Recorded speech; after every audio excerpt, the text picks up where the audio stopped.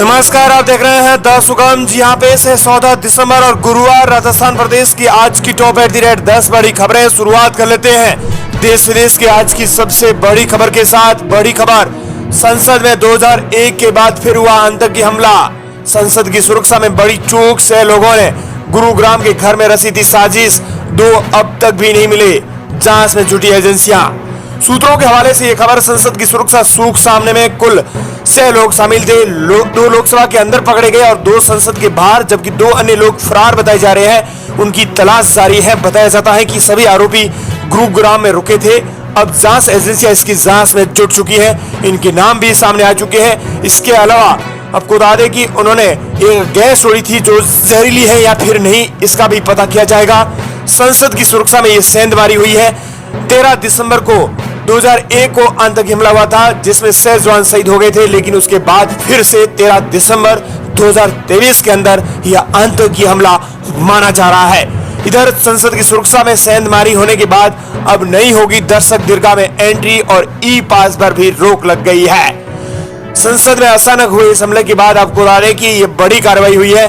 निर्देश दिए गए हैं कि ई पास पर रोक लगा दी जाए। इसके अलावा अब दर्शक नहीं देख पाएंगे। अब बात कर लेते हैं राजस्थान प्रदेश के आज की टॉप @ 10 बड़ी खबरों की। प्रदेश की अगली बड़ी खबर, राजस्थान के सीएम भजनलाल शर्मा पर 35 लाख रुपए का कर्जा।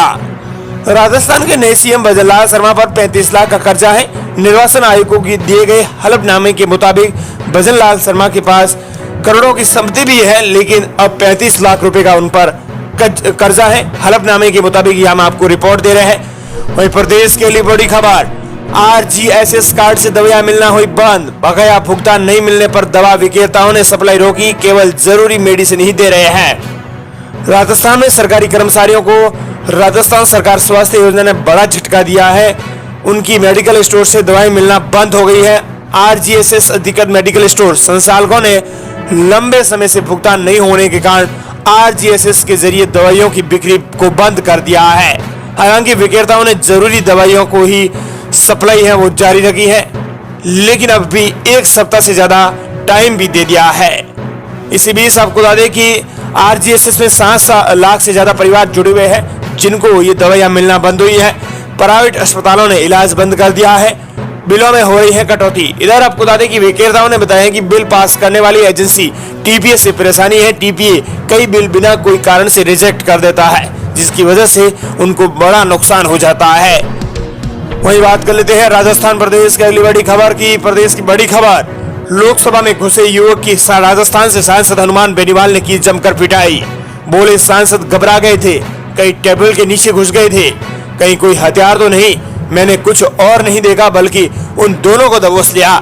संसद पर आतंकी हमले की 22वीं बरसी के दिन सुरक्षा में बड़ी चूक सामने के बाद राजस्थान से सांसद हनुमान बेनीवाल बड़े प्रसिद्ध हो गए हैं। इसी दौरान एक युवक को नागौर सांसद हनुमान बेनीवाल ने दबोच लिया और उस युवक को डुक्कों से जमकर पीटा है। इस घटना के संबंधित गवाह भी हनुमान बेनीवाल रहे हैं, जिन्होंने आंखों देखा हाल सुनाया है। उन्होंने बताया कि इन युवकों के इरादे कुछ और ही थे। वहीं प्रदेश के लिए बड़ी खबर, भजनलाल शर्मा ने गहलोत का आभार जताया। 15 दिसंबर को मुख्यमंत्री पद की शपथ लेंगे। अल्बर्ट हॉल में योगा कार्यक्रम, मोदी और अमित शाह भी राजस्थान के जयपुर में आएंगे।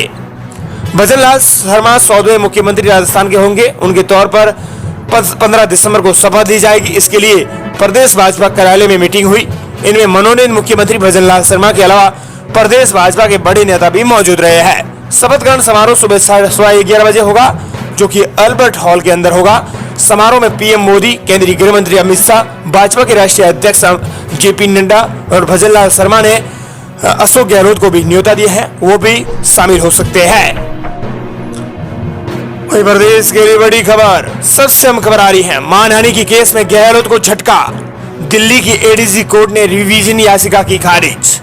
केंद्रीय मंत्री गजेंद्र सिंह शेखावत द्वारा दायर मानहानि केस में पूर्व मुख्यमंत्री अशोक गहलोत को दिल्ली के रिवीजन कोर्ट से बड़ा झटका लगा है। रिवीजन कोर्ट ने राउज एवेन्यू कोर्ट के समन जारी करने के आदेश के खिलाफ दायर गहलोत की याचिका को खारिज कर दिया है।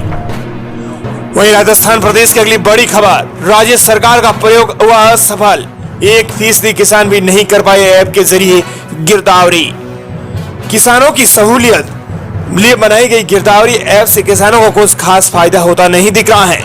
दरअसल प्रदेश के अंदर 0.25% किसान ही इस ऐप के जरिए गिरदावरी कर पाए हैं। इसके पीछे कई तकनीकियां खामियां बताई जा रही है। जानकारी की कमी होना भी एक बड़ा कारण सामने आया है। राजस्थान सरकार ने पिछले ही दिनों गिरदावरी करने के लिए उन्होंने एक ऐप निकाला था, जिससे गिरदावरी हो जाए। मोबाइल एप्लीकेशन बनाई थी जिसके जरिए किसानों को अपनी फसल की गिरदावरी करनी थी, लेकिन ये प्रयोग शुरुआती तौर पर असफल ही नजर आ रहा है। वहीं प्रदेश के लिए बड़ी खबर, गोगामेडी के सुरक्षाकर्मी की मौत, परिजनों ने मोर्चरी के बाहर दिया धरना तो मांगों पर बनी सहमति, उसके बाद ही हुआ पोस्टमार्टम। दरअसल परिवार को मिल सकते हैं 5 करोड़ रुपए की आर्थिक सहायता। परिजनों ने गोगामेडी को सुरक्षा उपलब्ध नहीं करवाने के जिम्मेदार अधिकारियों के खिलाफ कार्रवाई की मांग की है। इसके अलावा उन्होंने 5 करोड़ रुपए की डिमांड रखी थी, जो कि अब प्रशासन ने मांग ली है। वहीं प्रदेश के लिए बड़ी खबर, केंद्र सरकार की योजनाओं को जन जन पहुंचाने के लिए आज रवाना होगा आगाज।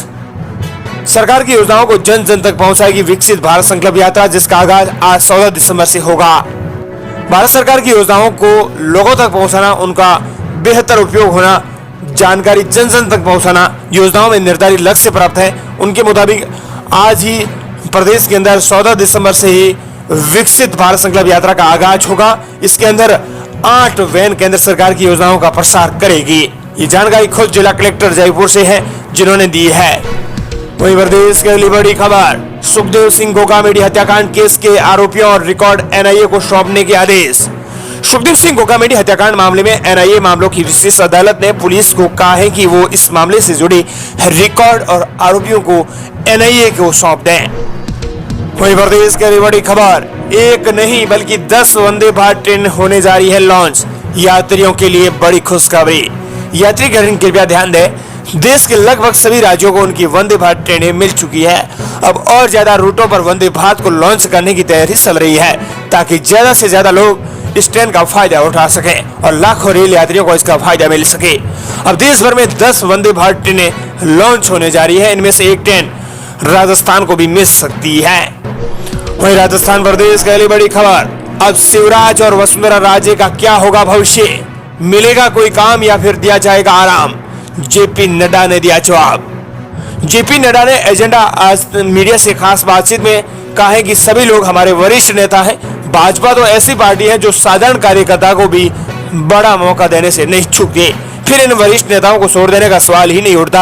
यानी वसुंधरा राजे को नहीं छोड़ा जाएगा, उन्हें कोई न कोई मंत्री पद जरूर दिया जाएगा।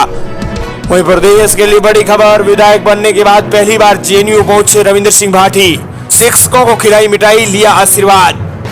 राजस्थान विधानसभा के युवा विधायक रविंद्र सिंह भाटी जोधपुर पहुंचे हैं। विधायक बनने के बाद वो पहली बार जोधपुर के जेएनयू पहुंचे हैं, जहां से वो अध्यक्ष रहे हैं, उन्होंने वहां से राजनीति की शुरुआत की है। इन्होंने शिक्षकों को मिठाई खिलाकर आशीर्वाद प्राप्त किया है। रविंद्र सिंह भाटी ने छात्र राजनीति की शुरुआत जेएनयू से ही की थी और निर्दलीय छात्र संघ अध्यक्ष बन पूरे राजस्थान के अंदर इतिहास भी रच दिया था। वहीं प्रदेश के लिए बड़ी खबर, राजस्थान में एक साथ 16 जगहों पर आयकर विभाग के छापे, रडार पर 3 बिजनेसमैन। राजस्थान में आईटी विभाग ने बड़ी कार्रवाई को अंजाम दिया है। प्रदेश भर में 16 ठिकानों पर एक साथ आयकर विभाग टीम ने छापे मारे हैं, जिसमें पाली जोधपुर से जुड़े कारोबारियों के समूहों पर कार्रवाई हो रही है। बताया जा रहा है कि 3 बिजनेसमैन समूहों पर आयकर विभाग ने रेड मारी है। वहीं प्रदेश के लिए बड़ी खबर, एक दो नहीं, सुखदेव सिंह गोगामेडी की 3 पत्नियों में मसा है घमासान, सौती ने मारी एंट्री। राजपूत नेता सुखदेव सिंह गोगामेडी हत्याकांड मामले में एक महिला की एंट्री हुई है और पुलिस ने उसको गिरफ्तार कर लिया है। वहीं सुखदेव सिंह गोगामेडी के खुद के घर की महिलाएं एक दूसरे के आमने सामने हैं। ये तीनों महिलाएं सुखदेव सिंह गोगामेडी की पत्नियां हैं। गोगामेडी एक या दो नहीं बल्कि 3 पत्नियां हैं, जो सूत्रों के मुताबिक शीला शेखावत ने राष्ट्रीय राजपूत करणी सेना पर कब्जा करने की पूरी प्लानिंग कर ली है। ये खबर है जैसे इसकी भनक गोगामेडी की तीसरी पत्नी सपना सोनी को लगी तो उसने भी मोर्चा संभाल लिया है। यानी तीनों पत्नियों के बीच में उनकी संपत्ति को लेकर झगड़ा मचा हुआ है। वहीं प्रदेश के लिए बड़ी खबर, गहलोत की सुरक्षा बढ़ाई गई, राष्ट्रीय राजपूत करणी सेना के आंदोलन से बताए जा रहे हैं खतरे। राष्ट्रीय राजपूत करणी सेना के अध्यक्ष सुखदेव सिंह गोगामेडी हत्याकांड के बाद अब गहलोत की सुरक्षा बढ़ा दी गई है। बताया जा रहा है कि अशोक गहलोत की यह सुरक्षा सुखदेव सिंह गोगामेडी हत्याकांड की वजह से बढ़ाई गई है। ये थी राजस्थान प्रदेश की आज की टॉप @ 10 बड़ी खबरें।